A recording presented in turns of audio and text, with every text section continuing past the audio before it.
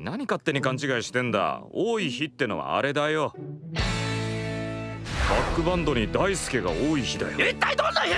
またお前か。またおめ戻ってきやがったのか。正解に行こうとしてたんじゃなかったのかよ。花クソダイヤモンズ48は芸能界に戻ってきた大輔凛を応援してます。大輔のことはもう忘れろって言ってんだろ。